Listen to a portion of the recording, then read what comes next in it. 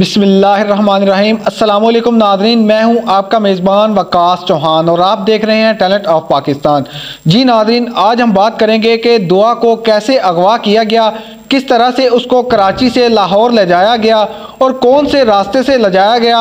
सब सच खुलकर सामने आ चुका है। बच्ची ने तमाम सच अपने मुंह से बता दिया है कि किस तरीके से उसके इंटरव्यूज़ किए गए हैं और किस तरीके से उससे उसके माँ बाप को गालियाँ दिलवाई गई हैं। तमाम का तमाम काला चिट्ठा खुल गया है। नाजरीन, इससे पहले अगर आप हमारे चैनल पर नए हैं तो हमारे चैनल को सब्सक्राइब कर दें और बेल आइकॉन वाले बटन को दबा दें ताकि हमारी आने वाली वीडियोस के नोटिफिकेशन आपको मिल जाया करें। नाजरीन, बच्ची का कहना था कि ज़हीर, शबीर और नूर मुझे अगवा कर कराची से लाहौर लेकर गए।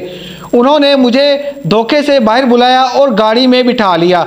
बच्ची ने तमाम सच बताना शुरू कर दिया है। बच्ची का दिल दहला देने वाला जो बयान सामने आया है कि किस तरीके से उसे मार पीट कर उससे ज़बरदस्ती उसके माँ बाप को गालियां दिलवाई जाती थी, ये भी सच खुलकर सामने आ गया है। सबसे हैरानकुन बात यह है कि किस तरह से उसके चेहरे पर थप्पड़ों की बरसात की जाती रही, किस तरह से उसको अज़ियतें दी गई। आज हम इस वीडियो में इस पर भी बात करेंगे। ये बहुत ज़रूरी हो गया कि मेहदी भाई ज़हरा के साथ आकर एक प्रेस कॉन्फ्रेंस करें जिसमें वो तमाम हकाइक बयान करें जो उन्होंने इन 9 माह में फेस किए, उनको जो मुश्किलात पेश आई वो बयान करें। ये इस वक्त बहुत ज़रूरी हो गया है।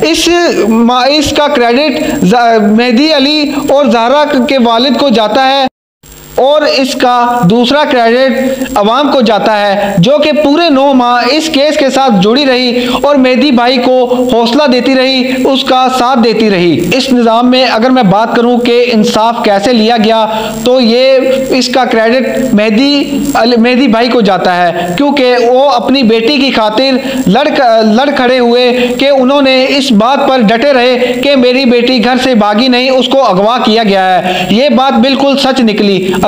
अब ये बहुत ज़रूरी हो गया है कि मेहदी भाई प्रेस कॉन्फ्रेंस करें और ये तमाम मामलात बताएं जो उसको और उसकी फैमिली को इन 9 माह में पेश आए और उन्होंने कौन कौन सी मुश्किलात का सामना किया, कैसे गली के सीसीटीवी कैमरे जो हैं उनसे बच बचाकर लड़की को कराची से लाहौर ले जाया गया।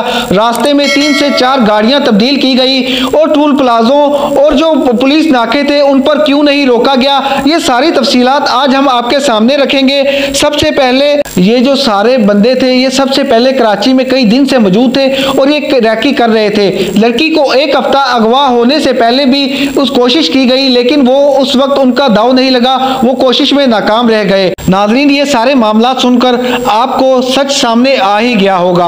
अब फैसला आपने करना है। इसी के साथ अपने मेजबान वकास चौहान को इजाजत दीजिए। अल्लाह हाफिज, मिलते हैं अगली वीडियो में।